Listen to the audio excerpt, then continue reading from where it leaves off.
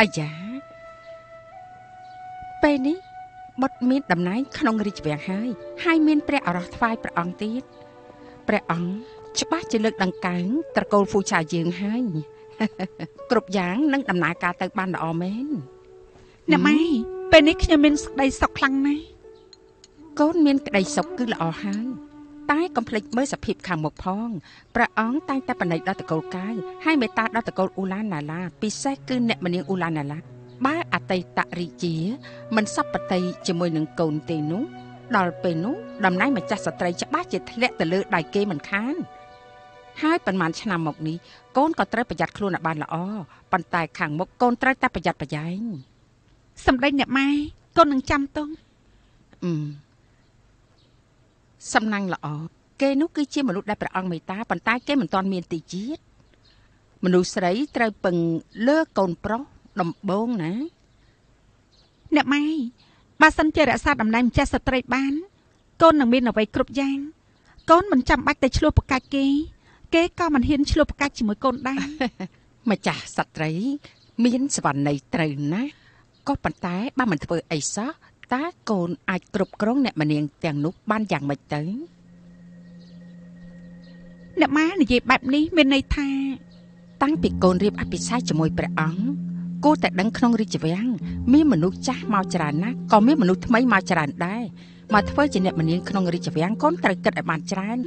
តែមិនចាំបាច់ធ្វើគ្រប់យ៉ាងដោយខ្លួនឯងនោះទេកូនត្រូវតែមានមនុស្សនៅពីក្រោមបញ្ជាឲ្យបានច្រើនដើម្បីជួយដល់កូនមិនចាំបាច់ធ្វើខ្លួនឯងឲ្យល្អកកទេណា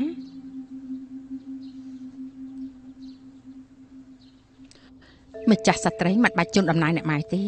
ព្រះអង្គមានមេត្តាករុណាច្បាស់ជាមិនសួរសុខទុក្ខមិនខាននោះទេម្ចាស់ស្ត្រីត្រូវថែប្រកាយឲ្យល្អផងណាព្រះមេកូនមិនបានជួយដំណើរអ្នកម៉ែទេល្អកូនទៅដំណាក់យូអ៊ីដើម្បីឲ្យគេគូររូងតែងល្អស៊ូលីនជួយដំណើរម្ចាស់ម៉ែជំនួសយើងទេព្រះមេ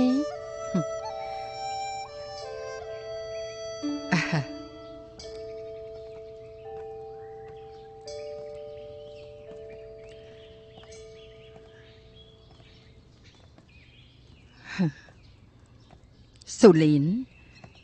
នាងបម្រើម្ចាស់ស្ត្រីតាំងពីនាងរៀបអភិសេកមកនាងបម្រើគេតាំងពីគេនៅក្មេងហើយនាងគឺជាមនុស្សដែលយកចិត្តទុកដាក់ចំពោះនឹងការងារឯងមិនដូចជាសានសិនទេដែលទៅតែចូលមកថ្មីប្រៀបនឹងឯងមិនបានទេខ្ញុំម្ចាស់នាងលៀនសិនគឺជាមនុស្សឆ្លាតប៉ុន្តែទៅតែចូលមកបម្រើម្ចាស់ស្ត្រីមិនយូរបើសិនជាមានរឿងអីដែលគិតមិនបានខ្ញុំម្ចាស់នឹងជួយគេម្ចាស់ស្ថិតនៅក្រោមត្រកូលខ្ពង់ខ្ពស់មានរឿងជាច្រើនដែលស្មានមិនត្រូវហើយបើសិនជានាងគិតឃើញអ្វីគួរតែប្រាប់ដល់គេអាចនឹងមិនយល់ទេយើងនៅខាងក្រៅគឺមិនអាចជួយគេធ្វើអ្វីបានឡើយគឺយើងត្រូវពឹងលើឯងដើម្បីជួយគេហើយនៅក្នុងដំណាក់ខាងក្រៅនេះហើយស្ដាប់បានដែរទេស៊ូលីនឯងត្រូវតែជួយគេហើយជួយសម្រាលកង្វល់ដល់គេផងលោកស្រីទុកចិត្តចុះខ្ញុំនឹងបម្រើគ្រប់រឿងទាំងអស់ខ្លួនយើងក៏ធ្វើមិនបានល្អដែរយើងគ្រាន់តែចិញ្ចឹមគេឲ្យខ្លាចជាព្រះជាយារបស់ព្រះបត្រាហើយយើងចិញ្ចឹមបីបាច់គេក៏ព្រោះតែមានហេតុផលនេះតែគេបែរជាមានសុខភាពទន់ខ្សោយពេកបើសិនជាមានរឿងអីមិនអាចអត់ទ្រាំបានទេនោះបើឲ្យគេដឹងអាចនឹងមានគ្រោះថ្នាក់ដល់គេក៏ថាបានស៊ូលីននាងត្រូវតែតស៊ូឲ្យបានណា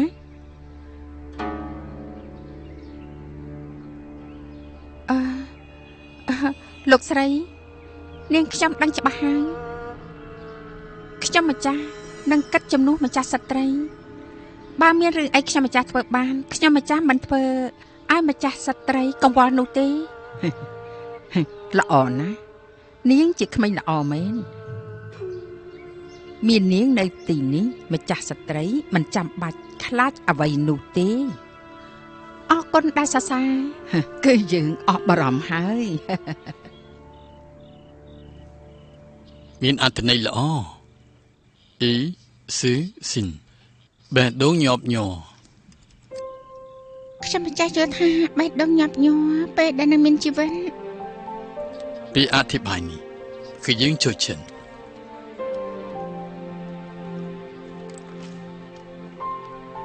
សិភើនេះនារីលើកំផែងបរោះនៅលើខ្នងសេះជួបគ្នាលើកដំបូងនារីលើកំផែងបរោះលើខ្នងសេះជួបគ្នាលើកដំបូងបេះដូងញាប់ញ័រខ្ញុំម្ចាស់សង្ឃឹមថាព្រះអង្គនឹងមិនទុកខ្ញុំម្ចាស់ចោលដូចឈានចិនបង្ខំឲ្យនាងបោះបង់ចោលកូនចាក់ចេញទៅទាំងអាម៉ាស់ទេកុំរំអីយើងគឺមានភាពស្មោះសរគ្មានរឿងអ្វីលាក់បាំងនោះទេ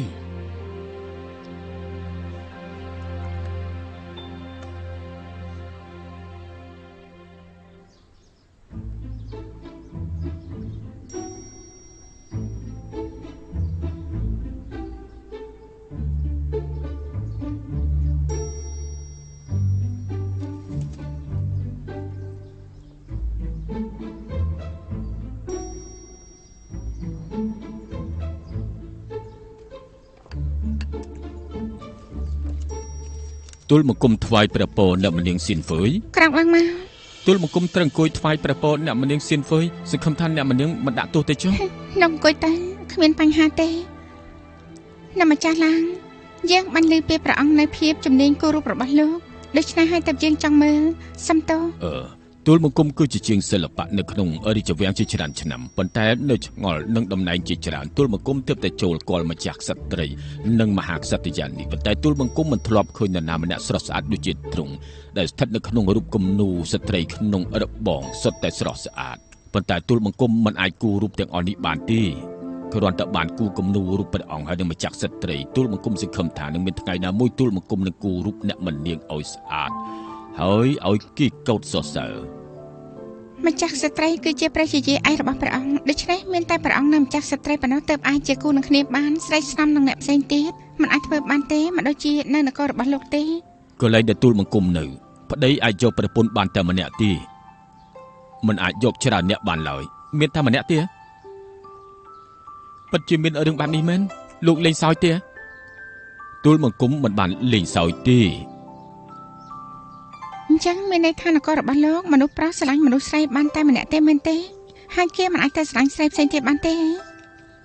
បើអស់ការស្រឡាញ់គ្នាហើយមនុស្សប្រុសអាចចាកចេញពីមនុស្សស្រីដែលខ្លួនឯងឈប់ស្រឡាញ់មនុស្សស្រីក៏អាចបោះបង់មនុស្សប្រុសដែលខ្លួនឯងមិនស្រឡាញ់បានដែរអូអញ្ចឹងអាចធ្វើបានសម្រាប់រាជសាមញ្ញនគរឈិញប៉ុន្តែមិនអនុញ្ញាតឲ្យមនុស្សប្រុសក្នុងរាជវាំងធ្វើបែបនោះបានទេហើយក៏គ្មានការទទួលការអនុញ្ញាតស្នំនឹងអ្នកម្នាងផ្សេងទៀតដែរចុះបើឈប់ស្រឡាញ់គ្នាហើយហេតុអីមនុស្សស្រីមិនជាភាគីប្រាប់មុនទៅលោកម្ចាស់និយាយផ្ដេសផ្ដាស់ពេកហើយមានតែប្រុសបោះបង់ភរិយាមិនធ្លាប់ឃើញមនុស្សស្រីបោះបង់ស្វាមីទេរដងដែលខ្ញុំនិយាយដល់រឿងនេះគ្រប់គ្នាតែងតែនិយាយបែបនេះអ្នកម្នាងលោកម្ចាស់ឡាងប្រហែលជាប្រឌិតរឿងគ្មានអ្នកណាគេជឿគេទេរសៀលណាស់ហើយយើងត្រឡប់ទៅវិញទៅលោកម្ចាស់ឡាងយើងលាទៅវិញសិនហើយណាទូលបង្គំលាអ្នកម្នាងហ្វើយហើយស្ដេចយាងអ្នកម្នាងហ្វើយ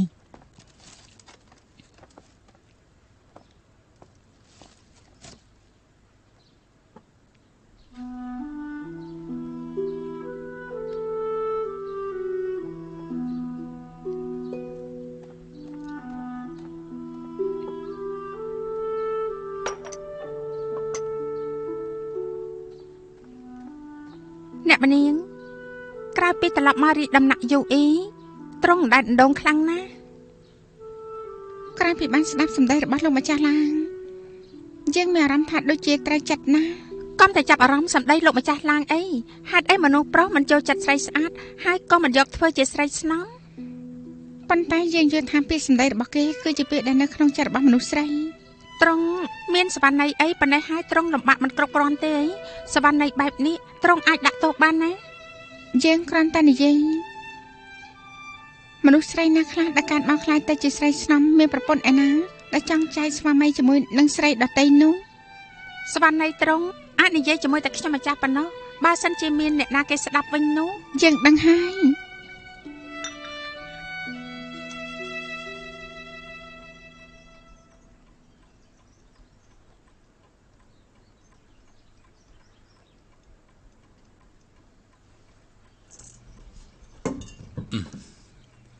ហើយយើងមិនទិញ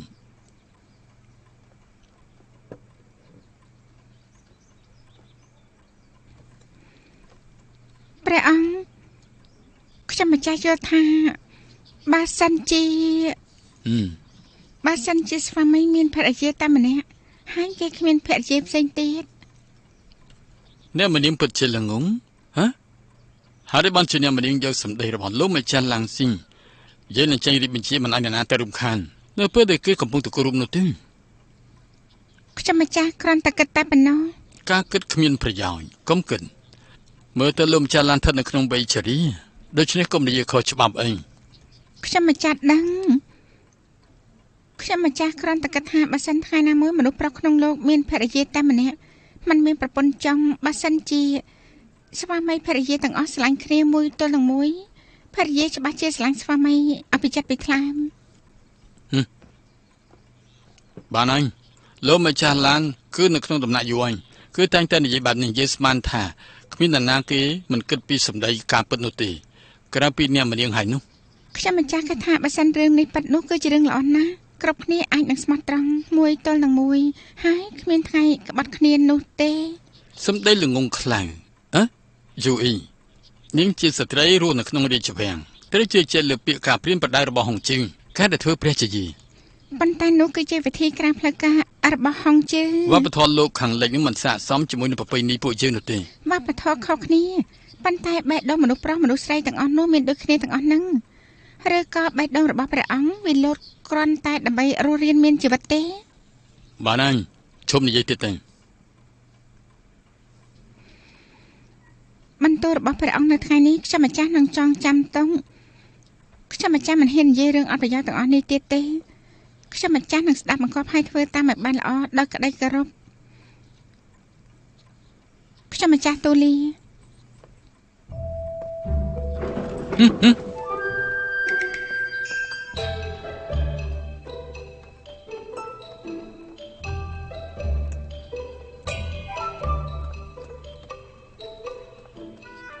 ព្រះអង្គដែលត្រូវចូលប្រជុំនៅដំណាក់យូអ៊ីបានមកដល់ហើយ យើងមិនទៅ យើងទៅ គ្មាន ឯ អារ ពី ម្មណ៍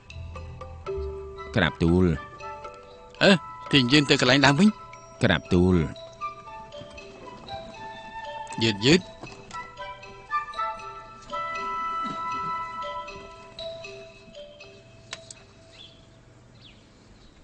គេទៅតឡើងឋានៈមិនយូរប្រមាណហ៊ានសម្ដេញរឹតដាក់ព្រះអង្គផងឯងលោកម្ចាស់ឈឿនប្រាប់ថាព្រះអង្គទ្រង់ខ្ញាល់ណាស់ជាមួយនឹងអ្នកម្នាក់សៀនហ្វឺងតាមធម្មតាមើលទៅល្អណាស់តែនៅពេលដែលគេបញ្ចេញធាតុពិតចេញមកគេគួរឲ្យស្អប់ខ្លាំងណាស់មិនអាចទទួលយកបាននោះទេ ម្ចាស់ស្ត្រីដំណាក់សេងរឿងគឺស្លាប់បាត់ទៅហើយមិនយូរនោះទេគេច្បាស់ជាបាត់បង់ បានហើយយើងឲ្យស្នំផ្សេងទៅបំរើព្រះអង្គឲ្យបានច្រើនទៅគឺបានហើយ ព្រះអង្គហេតុអីក៏ទ្រង់មិនតតខ្ញុំម្ចាស់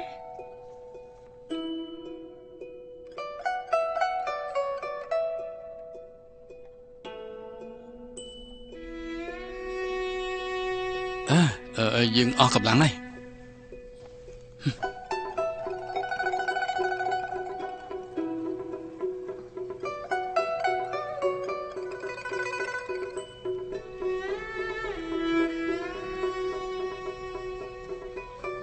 នាងនៅទីនេះចិត្តអស់មួយខែហើយហេតុអីមិននិយាយស្ដី ខ្ញុំម្ចាស់មិនពូកែសម្ដីទេខ្ញុំម្ចាស់ខ្លាចថាធ្វើឲ្យរំខានដល់ព្រះអង្គ ខាងនាងធ្វើជាមនុស្សនិយាយបន្តទៀត អ្នកម្នាងនិងព្រះអង្គឆ្លុះគ្នាប៉ុន្តែព្រះអង្គនៅតែមានក្តីសុខថ្ងៃនេះព្រះអង្គនៅជាមួយអ្នកម្នាងគុយហ្វេស្អែកក៏ទៅរកអ្នកម្នាងគុយហ្វេសំបីអ្នកម្នាងដែលព្រះអង្គមិនសពប្រតិនៅគូតាខ្មៅឲ្យព្រះអង្គទ្រង់កំពុងគូររូបអីទ្រង់ពិតជាមិនខ្វល់ពិតមែនទេ ព្រះអង្គគឺជាមហាក្សត្រយើងត្រឹមតែជាស្រមតើអាចធ្វើអ្វីបានទៅ បងស្រែស៊ូអ្នកម្នាងរបស់ពួកយើងធ្លាក់ក្នុងលងស្នេហ៍ព្រះអង្គហើយ ស៊ូសិនចាញ់សិនទៅអាស៊ូនៅរៀបចំរបស់ទីនេះឆាប់ឡើង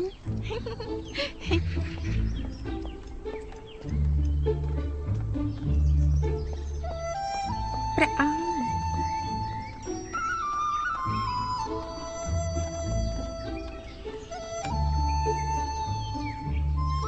មើលទៅនាងមានកំណត់ឈួតទៀតហើយមែនទេទោះបីជាយើងស្ដីបន្ទោសដល់ធ្ងន់ធ្ងរប៉ុន្តែនៅកែខ្លួនជាថ្មីបានល្អទៀតដែរតើល្អដែរទេ ជាកំហុសខ្ញុំម្ចាស់ខុសដែរខ្ញុំម្ចាស់និយាយពាក្យក្នុងចិត្តខ្ញុំម្ចាស់បំពេញព្រះអង្គដែលមិនធ្លាប់មានអ្នកណាហ៊ានធ្វើកាលពីមុនមក នោះគឺជាអារម្មណ៍ជជែករបស់នាងមើលចុះយើងគឺមានអំណោយអ្វីជូននាង ខ្ញុំម្ចាស់ធ្វើអ្វីតែប្រទានរង្វាន់អរព្រគុណព្រះអង្គ យើងជាអ្នកគូដោយខ្លួនឯងមិនមែនជារង្វាន់ទេគឺជាអំណោយទឹកចិត្ត អញ្ចឹងត្រង់ចាំតរបស់ខ្ញុំម្ចាស់វិញ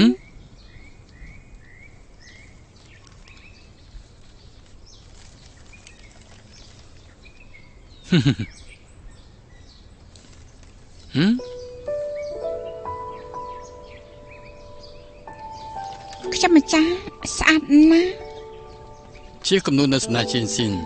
នៅពេលដែលនាងទទួលបានយូអ៊ីនៅពេលវេលាមួយនោះយើងគឺមិនដែលភ្លេច ប៉ុន្តែរូបគំនូររបស់ខ្ញុំម្ចាស់គូនៅថ្ងៃដែលជ្រើសរើសជាព្រះជាយារោដែលខ្ញុំម្ចាស់បានជួបទ្រង់តែទ្រង់ថ្ងៃនោះស្រស់សង្ហាណាស់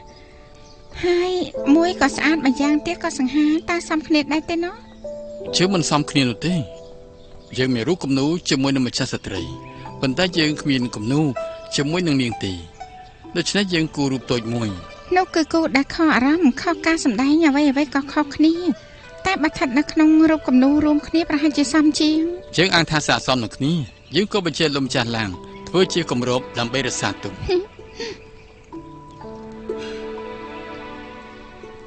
ថ្ងៃនេះពិតជាក្តៅ ត្រង់ប្រាវារហូតទេ ពិតមែនហើយប្រកាសជាទុកជាប់ខ្លួនហុងលីអើយហុងលីមើលចុះមិនស័ក្តិសមទេ ពេលនោះខ្ញុំម្ចាស់បាក់កន្សែងជូតមុខនេះពេលដែលខ្ញុំម្ចាស់កំពុងតែខំនៅក្នុងដំណាក់មានខុនហើយប្រាឈ្មោះថាឈិញអើខ្ញុំម្ចាស់គាត់ថាអាចមិនបានឃើញហុងលីទៀតនោះទេ ឈិញអើនៅហុងលីគឺជាកន្សែងជូតមុខដូច្នេះមិនប្រត់គ្នានោះទេ ព្រះអង្គខ្ញុំម្ចាស់ប្រកែកនឹងទ្រង់នៅថ្ងៃនោះទ្រង់មានបន្ទូលថាវាជាទង្វើចុងក្រោយហើយមែនទេ យើងដឹងថានាងជាមនុស្សដែលគ្មានអ្វីលាក់លៀមនៅក្នុងចិត្តក្រោយពីម្ចាស់អ៊ំបានចាក់ចេញទៅយើងគឺជាមនុស្សដែលត្រូវទទួលស្គាល់ពួកយើងគឺឆ្លងកាត់រឿងច្រើនណាស់ពិតជាលំបាកទោះបីជានាងធ្វើច្បាប់ទម្លាប់គ្រប់យ៉ាងតែមានយើងតែប៉ុណ្ណោះទេដែលអាចយល់ពីអារម្មណ៍របស់នាងតោះទៅហាមនិយាយពាក្យព្រៃពិតដាស់តទៅទៀត ព្រះពរ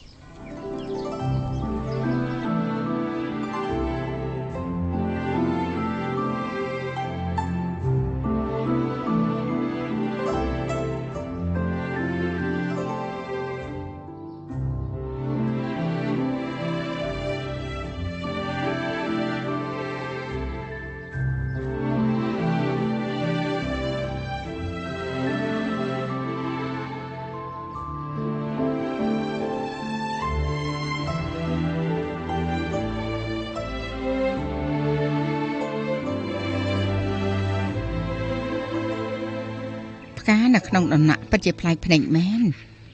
ពណ៌លឿងនិងពណ៌ស្វាយគឺជាពណ៌មានកិត្តិយសស័ក្តិសមណាស់ដែលប្រថាប់នៅដំណាក់សឺនីងភាពកតញ្ញូរបស់ព្រះអង្គគឺថ្វាយអំណោយល្អថ្វាយទ្រង់សូម្បីតែផ្កាក៏ល្អលេខ1ដែរ មហាក្សត្រយានីព្រះអង្គយាងមកដល់ហើយក្រាបទូល ថ្វាយបង្គំព្រះអង្គ ថ្វាយបង្គំព្រះមេដាសូមព្រះជាទានទោសដែលមកយឺត អាយ៉ាបត់ឆាប់ក្រោកឡើងទើបតែយើងមកពីណា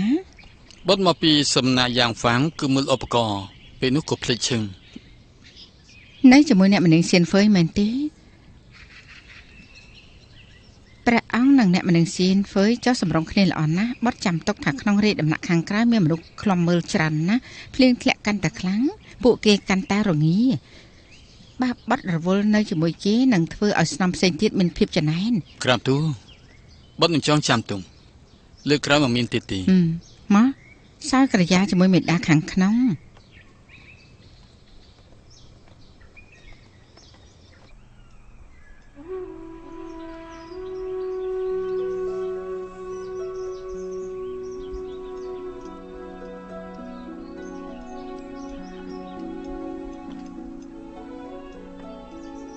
ត្រង់កំពុងប៉ាក់អីហ្នឹងនេះគឺជាអត្ថបទដែលព្រះអង្គសូត្រកាលពីម្សិលមិញជាងប៉ាក់លើកន្សែងជូតមកស្អាតដែរទេទោះបីជាព្រះអង្គមិនប្រថាប់នៅទីនេះតែក្នុងប្រតិច្បាស់ណាស់មានត្រង់អ្នកម្នាងមានក្តីសុខពេកដែលនឹកដល់ព្រះអង្គអ្នកម្នាងសៀនបុយប្រកាសជាប្រារយៈពេលយូរគ្រប់តួអង្គជនណាគេនេះព្រះបោះព្រះអង្គអ្នកម្នាងមានសវណ្ណ័យថាអត្ថបទដែលតាក់ទងនឹងព្រះអង្គដូចជាអ៊ូមួយឈុនអ្វីដែលអ្នកម្នាងសពតិគឺភ្លេចអត្ថបទដូច្នេះមនុស្សនៅក្នុងកន្សែងប៉ាក់នោះគឺឈិនឈួននេះគិតបានល្អដំណាក់ឈីសៀងបញ្ជូនមនុស្សមកសួរអ្នកម្នាងកុយវើងរងចាំព្រះអង្គសោយព្រះកិយាក្រាបទូលព្រះអង្គមានបន្ទូលថាអ្នកម្នាងពូកែគិតបានល្អមិនងាយទេដែលព្រះអង្គនឹងសរសើរដោយផ្ទាល់បែបនេះនោះបានហើយជារឿងអ្នកម្នាងកុយរឿងហើយតែដំណើរសិនជាងក្រាបទូលព្រះបោ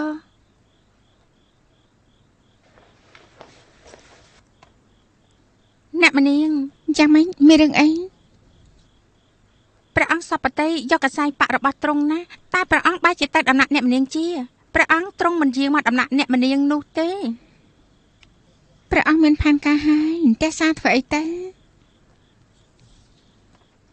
ក៏បានខ្ញុំម្ចាស់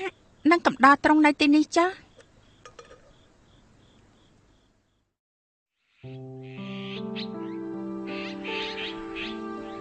សូមគោរពចាស់ម្ចាស់ស្ត្រី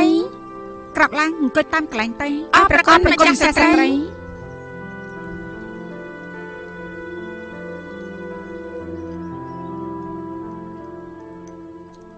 ម្ចាស់ស្ត្រីនៅទីនេះមើលទៅដូចជាស្រស់ស្រាយខ្លាំងណាស់ប្រមេហើយមើលទៅដូចជាស្រស់ស្អាតខ្លាំងណាស់ក្នុងពិធីដេប៉ាក់ឆ្លងបុណ្យកំណើតរបស់ទ្រង់គឺជារឿងថ្មីមិនធ្លាប់មាននៅក្នុងនគរឈិញព្រះមេម្ចាស់ក្រៅវាំងនៅពេលនោះគណៈដេប៉ាក់ពោពេញទៅដោយផ្កាមិនដូច្នេះទេគឺយកកន្សែងមាសកន្សែងប្រាក់ប៉ាក់ធ្វើជាកណាត់តូចៗហើយធ្វើជាថោប្រមេហើយកណាត់សូត្របានមកពីជាងណានគឺកណាត់ល្អដាច់គេនៅក្នុងលោកនេះពិតជាល្អខ្លាំងណាស់ម្ចាស់ស្ត្រីភីរបស់ទ្រង់នៅថ្ងៃនេះមើលទៅស្រស់ស្អាតខ្លាំងណាស់ប្រមេមើលទៅសប្បាយរីករាយណាស់បើគ្រប់គ្នាសរសើរយើងពេញចិត្តនឹងការតបតាំងខ្លួនរបស់យើងនៅថ្ងៃនេះប្រមេយើងបានកត់ត្រានឹងការចំណាយនៅក្នុងដំណាក់ខាងក្រោយយើងឃើញថាមានប្រាក់មួយចំនួនធំចំណាយទៅលើសម្លៀកបំពាក់របស់ដំណាក់ខាងក្រោយឈុតដែលយើងពាក់នេះគឺមានច្រើនក្បាច់សុភាពរាបសារហើយឈុតទាំងអស់ដែលអ្នកទាំងអស់គ្នាពាក់គឺជាសាច់កណាត់ធម្មតាប៉ុន្តែគឺជាការដេប៉ាក់បានល្អខ្លាំងណាស់បែបដេប៉ាក់បញ្ចូលគ្នាម្ចាស់ស្ត្រីមានសវណ្ណ័យត្រូវតែបែបនេះពួកយើងអាចនឹងគ្មានប្រាក់ទេណាប្រមេមនុស្សនៅខាងក្រៅវាំងសម្លឹងមកថាតើមនុស្សនៅក្នុងរាជដំណាក់ខាងក្រោយគឺជាមនុស្សបែបណាដូច្នេះកណាត់នៅជាងណានថ្លៃរហូតដល់គុណទាំងពីរសូម្បីតែអ្នកដេប៉ាក់តម្លៃឈ្នួលក៏កើនឡើងដែរបើយើងនៅតែបន្តធ្វើបែបនេះទៀតគឺច្បាស់ជាដល់ផ្លូវតល់ច្រកនៅថ្ងៃណាមួយហើយព្រះជាយីតែយល់យ៉ាងម៉េចដែរព្រះរាជាសង្ឃនៅនគរសង្ឃចូលចិត្តសោយសាច់ពពែតែទ្រង់មិនសពប្រតិនៃការពេញចិត្តធ្វើឲ្យសម្រាប់សត្វពពែអស់ជាច្រើនទេដូច្នេះហើយទៅព្រះអង្គក្រំប្រតិព្រោះតែរឿងនោះព្រះអង្គមិនចង់ឲ្យអ្នកខាងក្រៅដឹងថាក្នុងវាំងចូលចិត្តមិនចូលចិត្តអ្វីដើម្បីការពារគុណតម្លៃ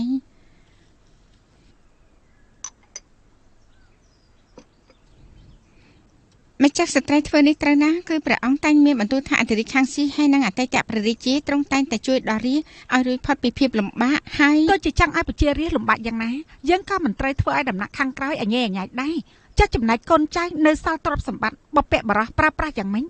នោះយកទៅធ្វើជាគំរូដំណើរការទៅតាមបព្វបរោះចាប់ពីថ្ងៃនេះតទៅហាមប្រើកណាត់ថ្លៃពេកមកពីជាងណានហើយប្រដាប់ប្រដាដែលមានតម្លៃ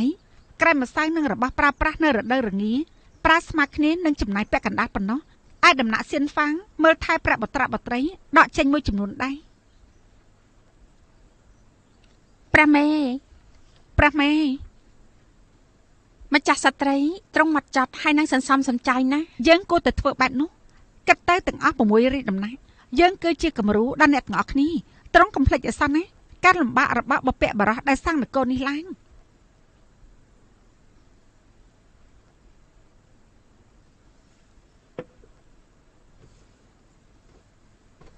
ខ្ញុំម្ចាស់នឹងធ្វើតាមសវណ្ណីរបស់ទ្រង់ព្រះមេ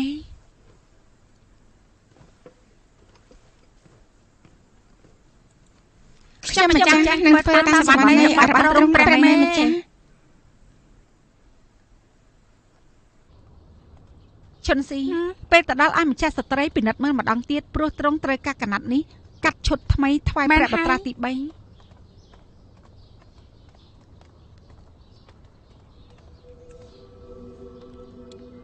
លោកម្ចាស់ជាងខាងនេះ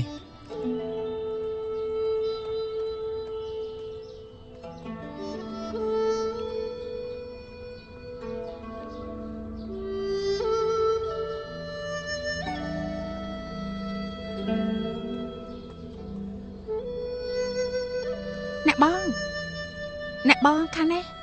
ឆាប់ទៅ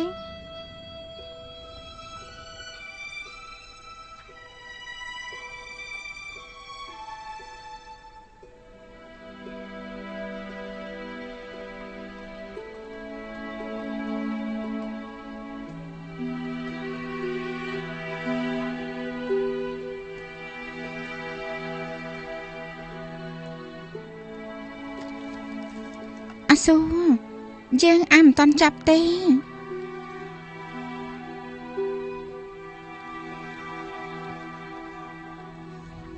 ព្រះអង្គ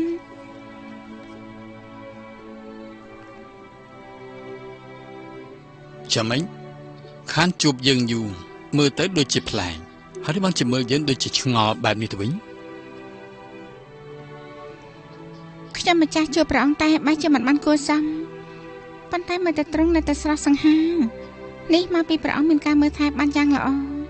ខ្ញុំបើយើងមិនទាន់ដល់វេនមកនោះទ្រង់មានជាថាខ្លួនណាទេ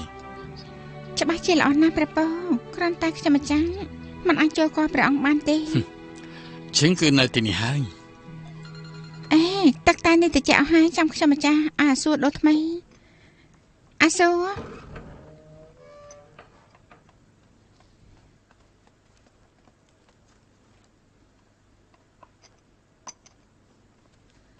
ព្រះអង្គយាងសោយព្រះពរ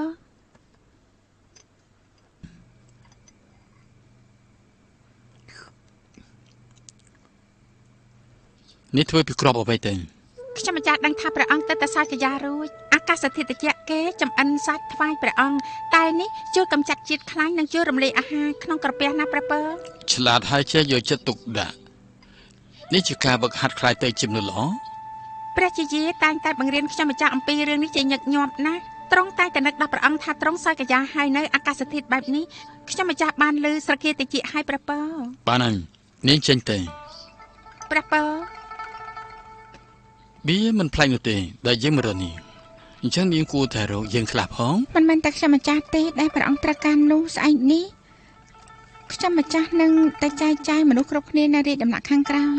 ដើម្បីឲ្យព្រះអង្គតាមស្វែងរកនិងបានជាងតែគ្រប់ដំណាក់ ពេលនេះមើលទៅនាងនិយាយវាដូចជាអន់ចិត្តយូអ៊ីយើងដឹងថានាងមានការលំបាកក្នុងរាជដំណាក់នៅខាងក្រោយជាងគួរតែការពារនាងឲ្យបានល្អមិនអាចធ្វើអ្វីបានតែបើដូចជានៅដំណាក់ចាស់អញ្ចឹងជាងគឺអត់ទ្រាំបងឈិញ ក្រាបទូលព្រះអង្គ យកចូលមក ក្រាបទូល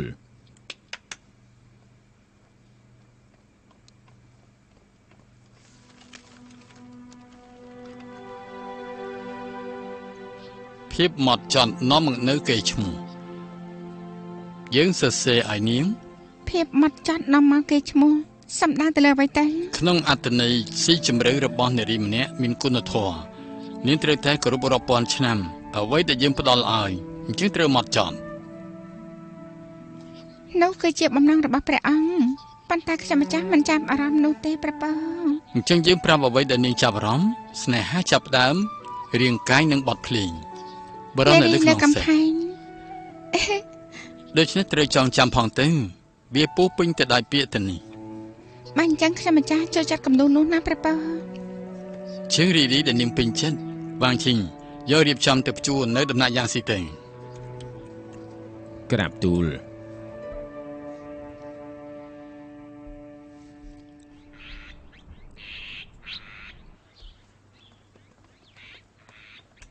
ទូលមកគុំមួយថ្ងៃនេះដើម្បីថ្វាយព្រះពរព្រះមហេសីនិងព្រះជាជាឯកអ្នកមនាងហៃក្រាបទូលក្រោកឡើងព្រះគុណព្រះមហេសីលោកអាម៉ាន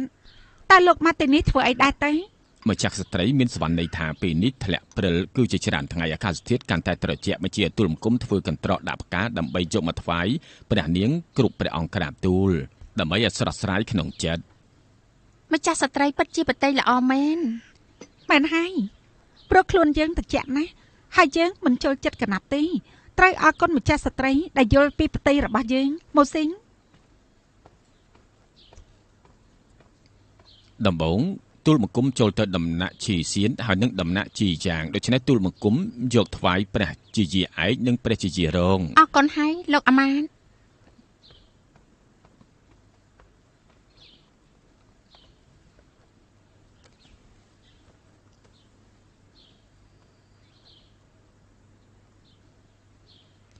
លោកអាម៉ានបញ្ញាប់យកថងក្រអូមមកជូនអ្នកមនាងហៃ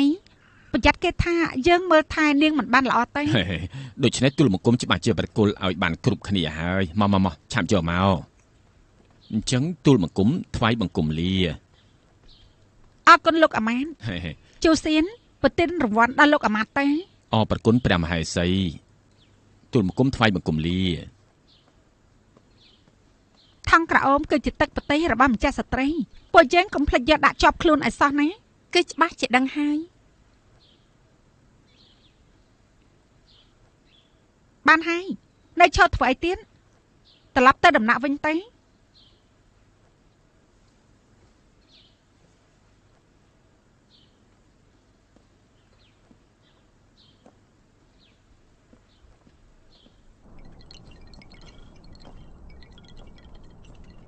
គេដូចជាផ្កាពើអញ្ចឹងមិនចម្លែកទេដែលត្រង់មកសពប្រតិគេត្រង់មើលឃើញភាពល្ងងខ្លៅរបស់គេដែរទេគេធ្វើបែបនោះព្រះមហេសីគឺគួរតែសម្ដែងឲ្យឃើញនៅភាពឆ្លាតរបស់ទ្រង់ឯងកាន់តែពូកែសម្ដីហើយមើលចាស់សិនអញសរសេរមិនល្អណាស់អ្នកមនាង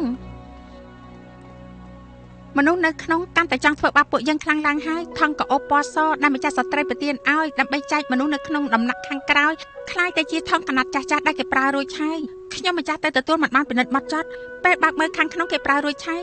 ខ្ញុំម្ចាស់អន់ចិត្តខ្លាំងណាស់ខ្ញុំម្ចាស់នឹងសរសង់ថងកោបសាជាថ្មីបានទេព្រះមេខ្ញុំម្ចាស់មិនចង់ជឿទេថាគេហ៊ានធ្វើបែបនេះសម្បីថងនេះដេកក៏មិនណែនហើយបាក់ក៏អន់ដែរព្រះមេ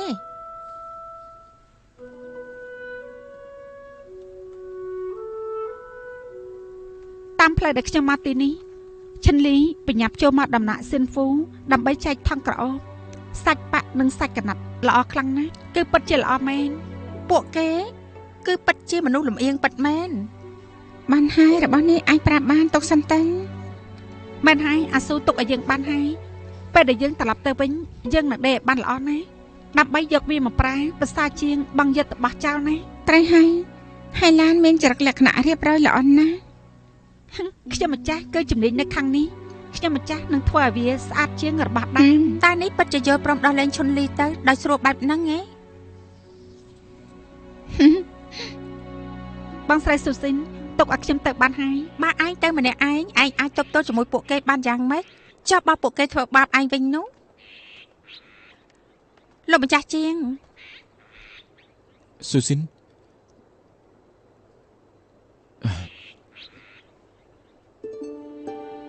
ស៊ូស៊ីននាងសុខសប្បាយទេខ្ញុំសុខសប្បាយទេមកពិនិត្យជំងឺតាមែនទេខ្ញុំចូលមកដំណាក់ពេទ្យលួង3ឆ្នាំហើយបានពិនិត្យជីបចរដល់មូជាច្រើនទុកចិត្តចាស់តាមចរិតរបស់លោកម្ចាស់ជាថ្ងៃណាមួយជោគជ័យមិនខានក្នុងដំណាក់ពេទ្យលួងប្រវត្តិគ្រួសារលោកគ្រូហើយនឹងជំនាញសំខាន់ណាស់ប៉ុន្តែខ្ញុំគ្មានគុណសម្បត្តិទាំងអស់នោះទេសុំទុកចិត្តចាស់ ទោះបីជាយើងកាត់មកក្នុងគ្រួសារក្រីក្រក៏ដោយចុះប៉ុន្តែសមត្ថភាពទៅជារឿងសំខាន់ អរគុណហើយ បងសុស៊ីន ខ្ញុំតែសិនហើយ បាទ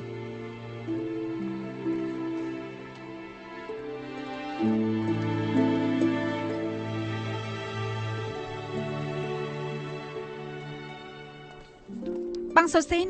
ពេលខែមកនេះបងចូលទៅដំណាក់ខាងក្នុងច្បាស់ជាឆ្លងកាត់នៅផ្លូវនេះហើយបានជួបនឹងលោកគ្រូពេទ្យជាងទៀត យើងស្គាល់គ្នាតាំងពីក្មេងព្រោះតែវិបត្តិគ្រួសារទៅប្រត់ប្រាស់គ្នាមិនគិតថាបានជួបគ្នានៅទីនេះទេមិត្តភាពយូរអង្វែង មិត្តភាពយូរអង្វែងគឺជារឿងល្អលោកគ្រូពេទ្យជាងអាយុតិច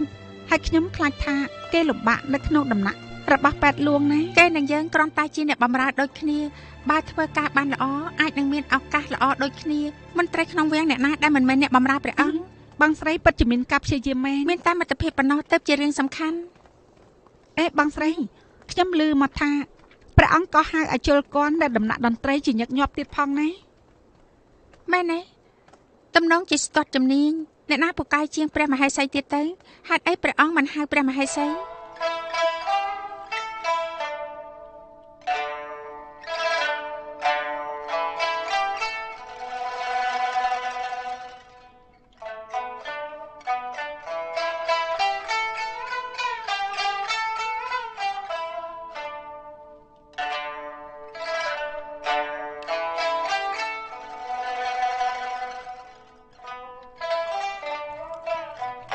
ឈុំ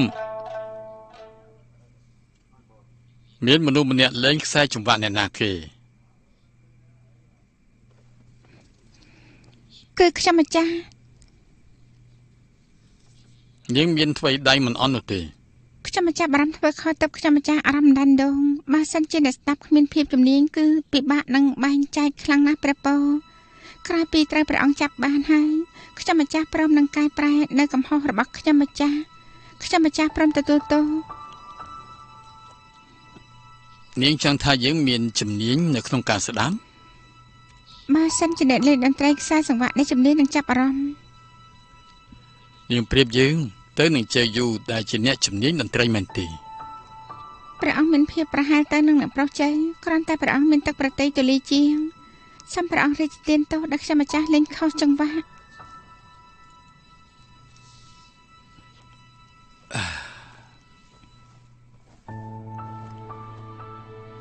យើងមានការសង្ស័យថា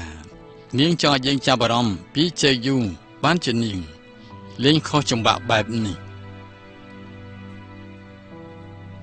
មកនេះ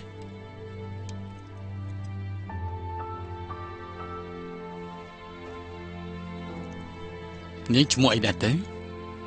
ខ្ញុំម្ចាស់ឈ្មោះលុយជីព្រះពរម្ចាស់ នាងមានមុខមាត់ស្អាតបានមើលទៅគ្រាន់បើ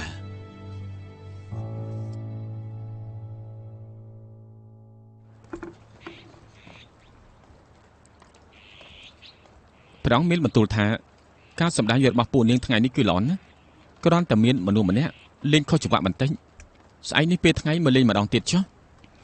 ចា៎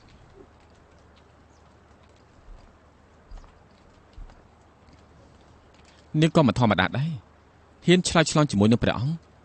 សំណាងឲ្យដែលព្រះអង្គមានក្តីមេត្តានោះ ច្បាស់ជាព្រះអង្គមានក្តីមេត្តាហើយ អាចទៅបានហើយ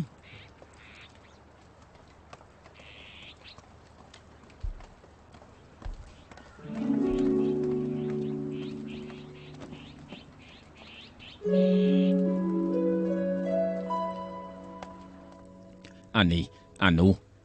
ឬមួយណាដែលស្អាតស្អាតយកទៅទុកនៅបន្ទប់ដាក់អីវ៉ាន់ហើយនៅសល់ទៀតគឺបញ្ជូនទៅដំណាក់យ៉ាងស៊ីនៅមើលរបស់បាក់បែកទាំងអស់នោះទៀតត្រៀមរើចេញ